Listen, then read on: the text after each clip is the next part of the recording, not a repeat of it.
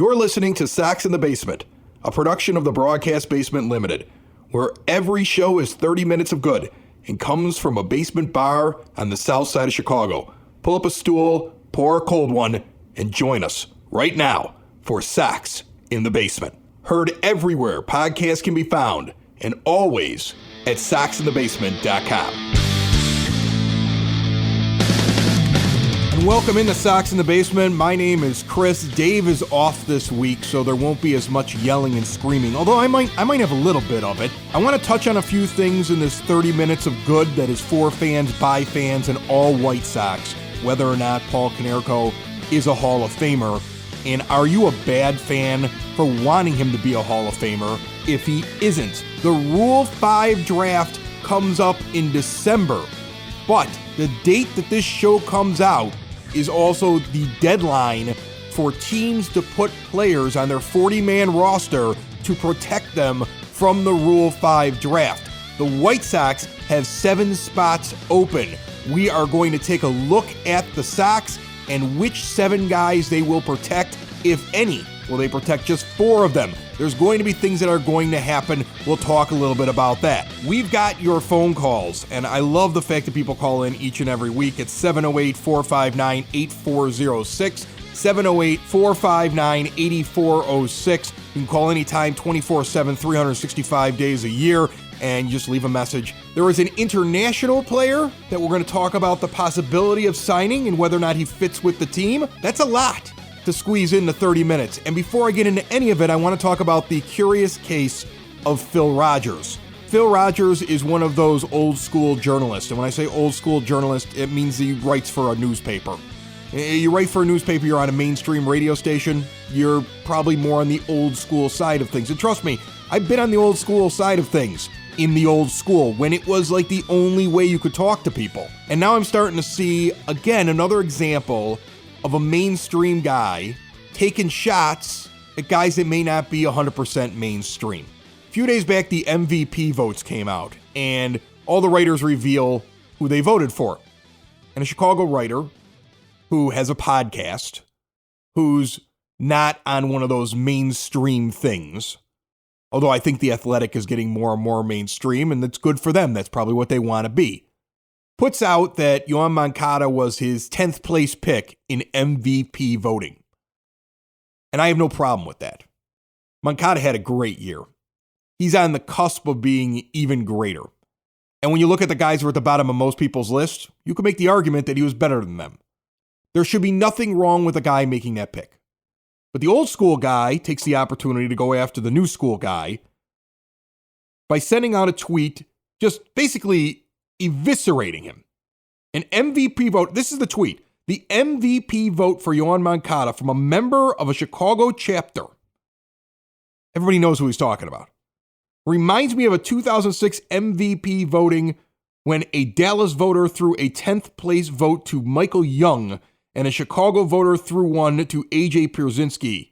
Because why not, I guess. He then went on to retweet a John Heyman tweet in which he went after people who are, I'm just going to paraphrase, not taking things seriously by putting these guys at the bottom.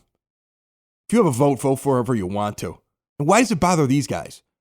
Why are John Heyman and Phil Rogers taking these shots? Because John Heyman and Phil Rogers don't like the idea that there's other people that can talk about baseball now without having to go through the old school way of doing it. They didn't intern for 20 years getting somebody coffee, take their lumps the way they took their lumps, and earn their spot into a club now where you basically get membership for life. There are plenty of guys on the radio don't really belong on there anymore. We all know who they are. There are plenty of guys that are writing articles, don't really belong in the mainstream right now. We all know who they are. They're the same guys that have like 40,000 followers and 2 people like their tweets.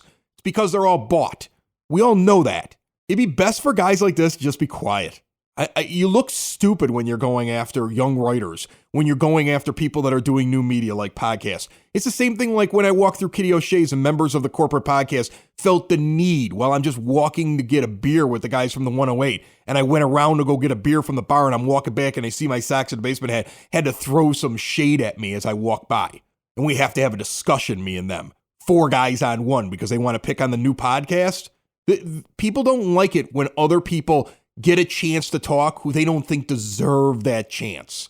I never really had an opinion on Phil Rogers. I have a very low opinion of him now. He put out another tweet recently that brings me to my next subject, and it was about Paul Konerko. Paul Konerko's on the Hall of Fame ballot. So's Adam Dunn. I almost threw up in my mouth when I saw Adam Dunn on the ballot. So, of course, Phil writes that essentially Paul should be in there. And some White Sox fans, because they're still hot at Phil and angry with him about what he had said earlier in the week, those people now want to go after Phil again. So let's think about this. First, his tweet is wrong. I don't know if he's wrong about Konerko getting into the Hall of Fame. That could be up for debate, but his tweet is wrong because his comparison is way off. He retweets somebody else's tweet about Paul Konerko and talking about how he had a low WAR. Phil goes, WAR loves complete players, not great hitters, and Konerko was the absolute best at the plate. A presence that multiplied his contributions. He's a lot like Edgar Martinez. All right, Phil. I'm starting to feel like before you say things, you should maybe, look up the players. Baseball Reference is amazing. It's on Google. It's a search engine. Check it out. I punched in Paul Konerko, Edgar Martinez, and last year's White Sox Hall of Fame entry, Harold Baines. And I brought them all up side by side. First of all, Paul Konerko is not Edgar Martinez. Paul Konerko never led baseball at any point in his career in any major statistic at all. Monster at the plate comparable to Edgar Martinez? He's not. And I love Paulie. I've got 4 pictures of Paulie in multiple moments in his career up on my wall here in my basement bar. I've got a plaque that outlines all of his major accomplishments. I still have my sign from Paul Konerko Day that I held up proudly and saved. I love Paul Konerko. He's one of the greatest moments in White Sox history.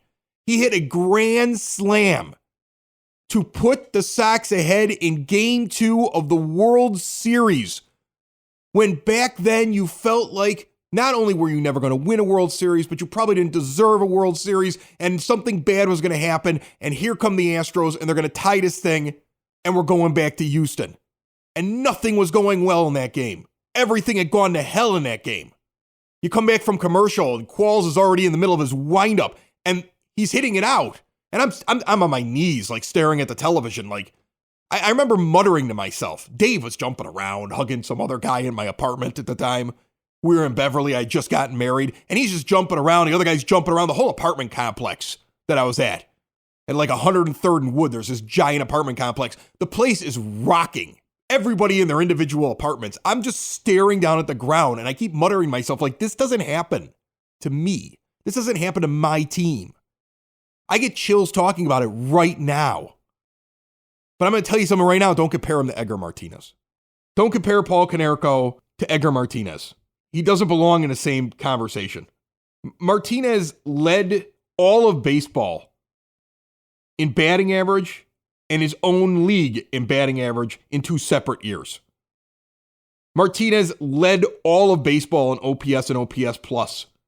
Martinez several times led all of baseball in on-base percentage, led all of baseball in doubles, led all of baseball in runs scored, led his league in RBIs. And these are in all different years. When he was 37 years old, he was still standing out there and he had 145 RBIs and over 1,000 OPS. In fact, he was over 1,000 OPS 5 different times and just fell short in the middle of those 5 times to make it a 6th time. The man was in the MVP vote, up at the top of it, multiple times in his career and an all-star many more times than Konerko was. Then you can get to the WAR thing and just put their WAR numbers up against each other, their wins above replacement. There are many years that Paul Konerko, right in the heart of his career, is a replacement level player according to WAR. The only thing Paul Konerko ever led the league in, he led all of baseball in grounding into double plays in 2003. I love Paulie. Paulie had some great years. He never had an OPS over 1,000.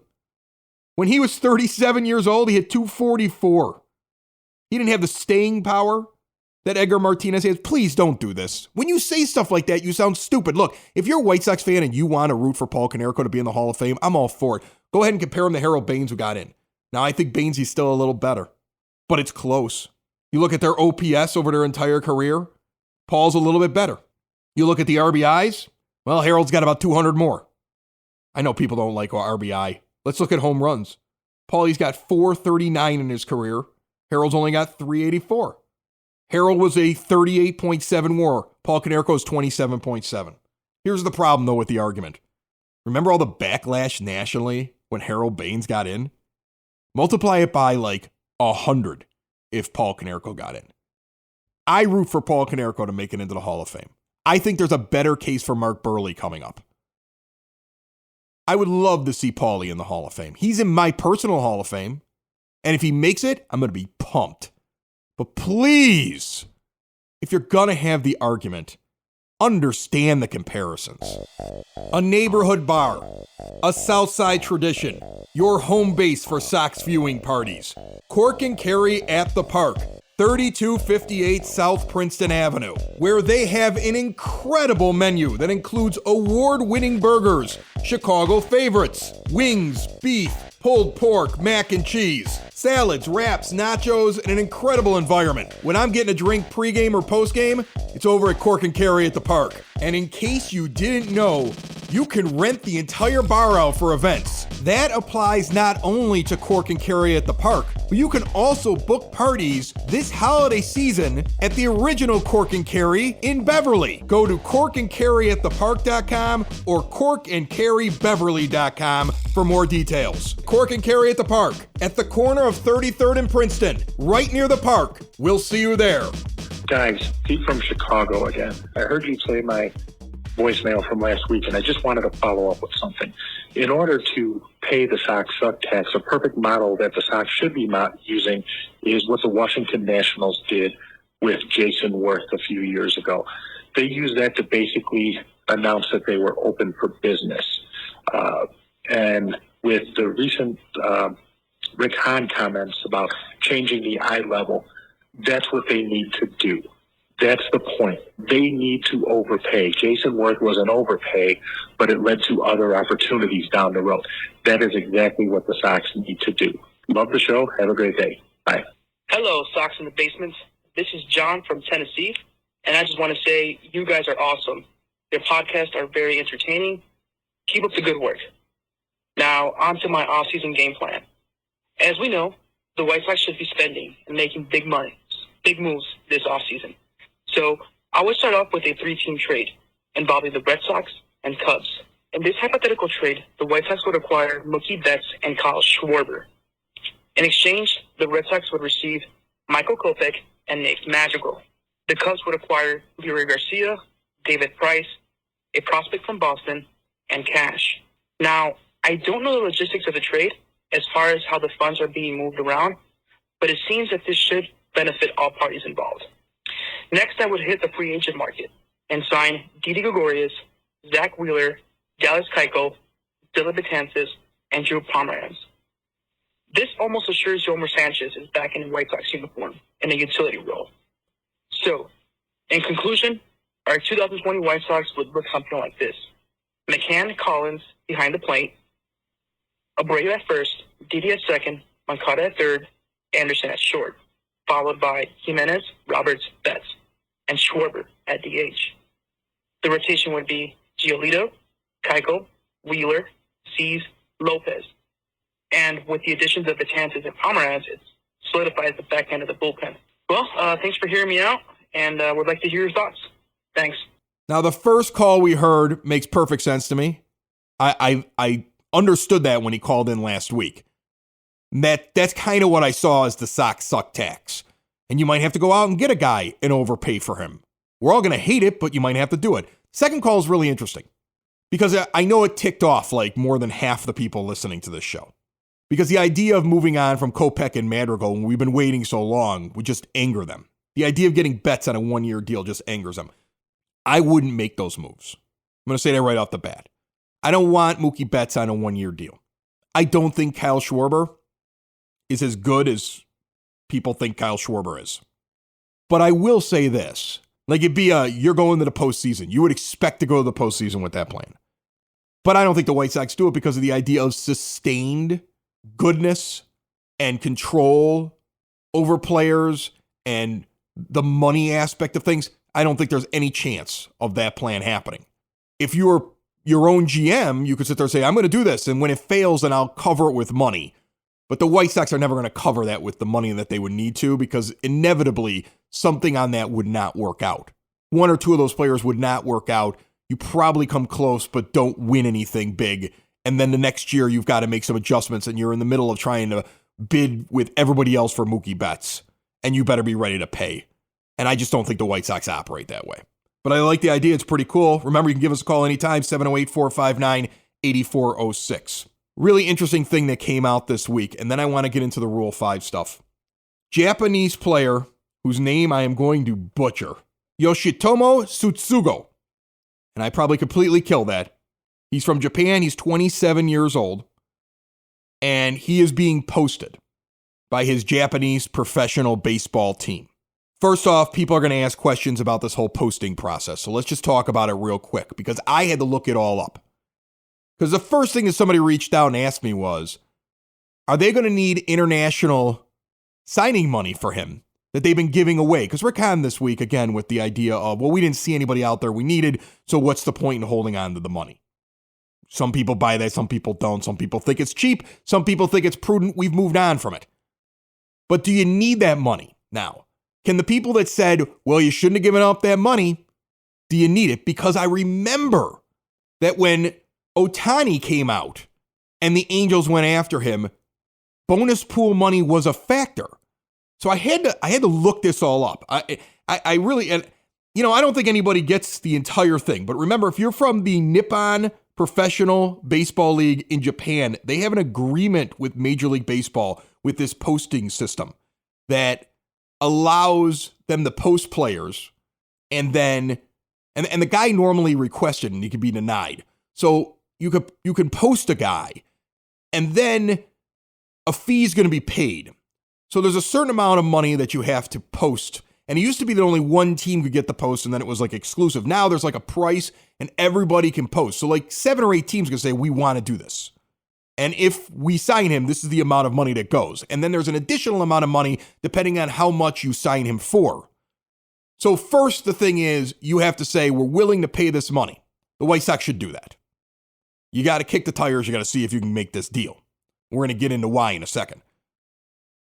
The other thing, though, is, do you have to use that international signing bonus money? You would have to use it if he was not 27 years old, because the cutoff's at 25. And also, he has to have played 7 years in the Japanese Baseball League for you to not have to use it. And he started playing when he was 18 or something like that, or 17 years old. I'll bring up his stats here. So now the White Sox don't have to use the bonus pool money. Yeah, 18 years old he started. So he's been playing professional baseball in Japan long enough. So because of that, you don't need to use bonus pool money. So now you can just try to sign this guy. So what kind of guy is he?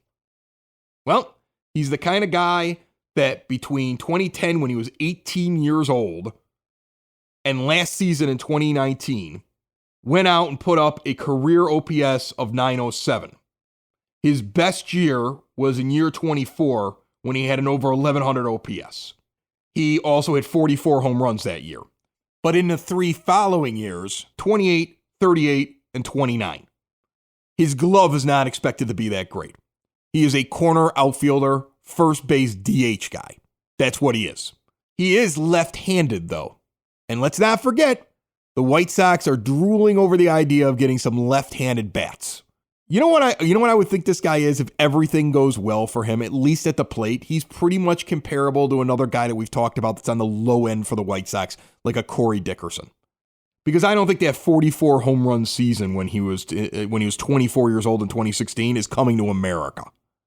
I think it's far more likely the 24 home run season that he had last year is probably your best bet. Somewhere in there. The right at 900 OPS. Do you kick the tires? Yes. If it's worth the money, do you go get him? Yeah, if he makes sense for you. You controllable, he's 27, he might do well. Do you consider him to be one of the top possibilities for you? No. He doesn't get up at the top of my list for outfield or DH that we can go out and get. He's a left-handed bat, though, and don't be surprised if the White Sox go out and say, we're going to go get this guy, start figuring out how to pronounce his name.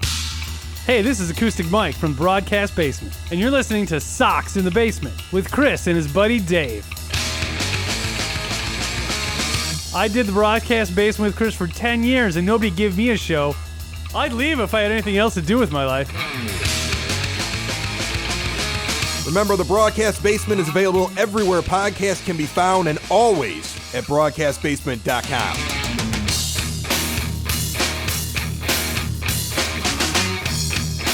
And finally, speaking of signings, and these aren't really signings, but the Chicago White Sox have to add some guys to their 40-man roster.